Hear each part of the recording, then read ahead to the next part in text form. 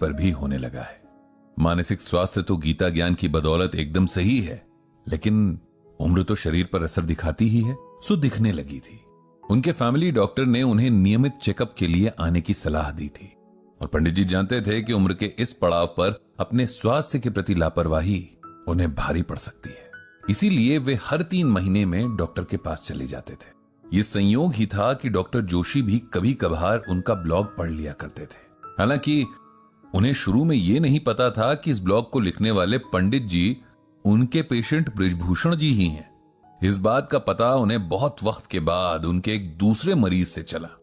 एक बार जब पंडित जी अपने तिमाही चेकअप के लिए गए, तब डॉक्टर साहब ने उनसे इस बात का जिक्र किया कि वे भी कभी कभी समय मिलने पर उनका ब्लॉग पढ़ लिया करते हैं और उन्हें पढ़कर बहुत आनंद आता है। पंडित जी ने उन्हें धन्यवाद दिया और अपना चेकअप कराने लगे। डॉक्टर ने कुछ टेस्ट वगैरह लिख दिए और 2 दिन में फिर आने को कहा। 2 दिन बाद जब पंडित जी रिपोर्ट लेकर गए, तब उन्हें पता चला कि डॉक्टर साहब के पिताजी की तबीयत अचानक खराब हो जाने से वो आज क्लिनिक नहीं आए हैं। पंडित जी ने भगवान श्री कृष्ण से डॉक्टर साहब के पिता को स्वास्थ्य लाभ देने की प्रार्थना की और घर चले गए। फिर अगले 2 दिनों के बाद जब वो दोबारा क्लिनिक पहुंचे, तो इस बार डॉक्टर साहब मिल गए। उन्होंने रिपोर्ट्स देखकर पंडित जी को खान पान में कुछ परहेज बताए और कुछ दवा भी लिख कर दी। पंडित जी ने डॉक्टर साहब से उनके पिता की सेहत का हाल पूछा, तो डॉक्टर साहब ने बताया कि उनके पिताजी का ब्लड प्रेशर अचानक से बढ़ गया था, जिसकी वजह से उन्हें चक्कर आया और वे गिर गए। उनकी कमर में काफी चोट आई है और अब वे कुछ समय तक बिस्तर पर ही रहेंगे। पंडित जी ने उनके बेहतर स्वास्थ्य की शुभकामनाएं दी और उठने लगे कि तभी डॉक्टर साहब ने उन्हें आवाज देकर रोक दिया। पंडित जी, क्या आप मेरी एक मदद कर सकते हैं? डॉक्टर साहब ने बड़े विनम्र स्वर में पूछा।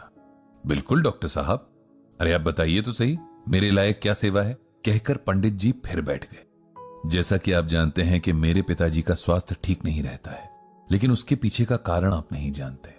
कुछ साल पहले तक वे बिल्कुल स्वस्थ थे। रिटायरमेंट के बाद भी खुद को काफी व्यस्त रखते थे। अपने सभी काम, साथ ही घर के भी काफी काम खुद से कर लिया करते थे। सब ठीक ही चल रहा था, लेकिन एक हादसे ने उन्हें एकदम बदल कर रख दिया। एक बार मेरे माता पिता परिवार के किसी विवाह समारोह से लौट रहे थे कि उनकी कार का बहुत भयंकर एक्सीडेंट हो गया, जिसमें मेरी माता जी को बहुत ज्यादा चोट आई थी और कुछ वक्त बाद उनकी मृत्यु हो गई। पिताजी के शरीर की चोट तो ज्यादा नहीं थी, लेकिन इस हादसे ने उनके मन को बहुत कमजोर कर दिया। अब हर वक्त वे हमारी चिंता में डूबे रहते हैं। हम जरा सा घर पहुंचने में लेट हो जाएं या फोन का जवाब ना दें तो पिताजी बुरी तरह घबराने लगते हैं। उनका ब्लड प्रेशर बहुत ज्यादा बढ़ जाता है। इसमें मैं आपकी क्या सहायता कर सकता हूं डॉक्टर साहब? पंडित जी ने हैरानी से पूछा।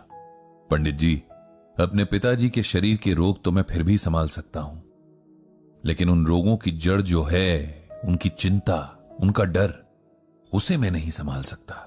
मेरे पिता किसी मानसिक रोग विशेषज्ञ के पास जाने के लिए तैयार भी नहीं है। अब अगर आपके पास थोड़ा सा समय हो तो आप उन्हें मिल लें, उन्हें थोड़ा समझाएं, गीता का ज्ञान दें ताकि वे चिंता करना छोड़ ना सकें, तो कम से कम खुद पर इतना नियंत्रण तो कर पाएं कि इस वजह से उनकी तबीयत ना खराब हो। डॉक्टर साहब के अनुरोध में इतनी विनम्रता और अपने पिता के प्रति इतनी फिक्र थी कि पंडित जी उनका अनुरोध टाल नहीं सके और रविवार के दिन उनके घर आने का तय कर लिया। अगले रविवार को डॉक्टर साहब ने पंडित जी को लेने के लिए कार भेज दी।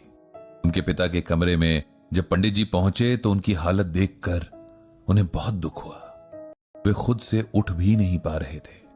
बातों की शुरुआत थोड़ी धीमी थी, लेकिन जिस तरह बच्चे अजनबियों के साथ धीरे धीरे खुलते हैं और फिर बोलना बंद ही नहीं करते, ठीक यही हाल डॉक्टर साहब के पिताजी का भी था। कुछ ही देर में दोनों में ऐसी बातें होने लगी जैसे बरसों पुराने दोस्त हों। छोटे शहरों में वैसे भी कोई बातचीत शुरू करने के अगले 5 मिनट के अंदर अजनबी नहीं रह जाता, कोई ना कोई पहचान निकल ही आती है। डॉक्टर साहब के पिता ने इस बातचीत के दौरान जाने कितनी बार अपनी पत्नी को याद किया। उनके याद करने के अंदाज से ही लग रहा था कि उन्हें अपनी पत्नी बहुत प्रिय थी और उनके जाने का दुख अभी भी एकदम ताजा है। जिस तरह वो अचानक चली गईं, इस बात ने उन्हें इस हद तक विचलित कर दिया था कि अब हर वक्त अपनों को खोने का एक अजीब सा डर उनके दिलो दिमाग पर हावी हो गया था। उनकी समस्या समय के साथ और गंभीर होती जा रही थी। पंडित जी समझ चुके थे कि इस समय उन्हें किसी के साथ की जरूरत थी, कोई ऐसा जो उन्हें समझे, उनसे बात करे और फिर उन्हें समझाए। इसके लिए पहले उनके मन में विश्वास जगाना पड़ेगा, उनके मन की पीड़ा सुननी पड़ेगी, तब जाकर वे किसी की बात सुनेंगे, वरना उन्हें लगेगा कि उन्हें उपदेश दिया जा रहा है। एक उम्र के बाद हर व्यक्ति को लगता है कि उसे दूसरों से ज्यादा ज्ञान है, इसीलिए किसी की सलाह यदि उपदेश की तरह अचानक से मिले तो वे उस पर ध्यान नहीं देते हैं। चलते हुए पंडित जी ने डॉक्टर साहब को यही बात समझाई और कहा कि अगली 1-2 मुलाकातों के बाद ही वे उनके पिताजी को कुछ समझा पाएंगे। डॉक्टर साहब ने भी इस बात पर उनसे सहमति जाहिर की। अगली 2 मुलाकातों में पंडित जी और डॉक्टर साहब के पिताजी की आपसी समझ और मजबूत हुई। जब पंडित जी को लगा कि अब सही समय है, तब उन्होंने गीता का ये श्लोक डॉक्टर साहब के पिताजी को सुनाया। चिंतया जायते दुखम नान्यथे हेति निश्चयी तया हीनः सुखी शांतः सर्वत्र गलित स्पृह। भगवान श्री कृष्ण अर्जुन से कहते हैं कि हे अर्जुन, चिंता से ही दुख उत्पन्न होते हैं, किसी अन्य कारण से नहीं। ऐसा निश्चित रूप से जानने वाला चिंता से रहित होकर सुखी, शांत और सभी इच्छाओं से मुक्त हो जाता है। जोशी जी, आपकी पत्नी के साथ जो हुआ वो बेहद दुखद था, लेकिन यह होना नियति में उनके जन्म से ही जुड़ा हुआ था। न कोई इसे रोक सकता था, न बदल सकता था।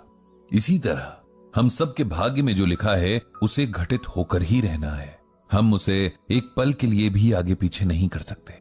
इसीलिए इस सच को स्वीकार करने में ही भलाई है। चिंता करने से सिर्फ और सिर्फ मन और शरीर को कष्ट पहुंचता है, इसके अलावा कुछ नहीं बदलता। इसीलिए आप चिंता करना छोड़ दें। जीवन में एक हादसा हुआ, इसका अर्थ यह नहीं कि वो दोबारा दोहराया जाएगा। इसीलिए जीवन के कीमती वक्त को चिंता में नष्ट कर देना व्यर्थ है। आप खुद को इस चिंता से मुक्त कीजिए और अपने आप को किसी दूसरे उपयोगी काम में लगा दीजिए।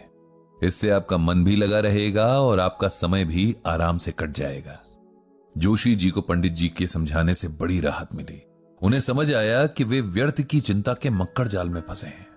उन्होंने मन ही मन संकल्प लिया कि इससे बाहर आने की पूरी कोशिश करेंगे। इसके साथ ही पंडित जी ने दोबारा आने के वायदे के साथ जोशी जी से विदा ली।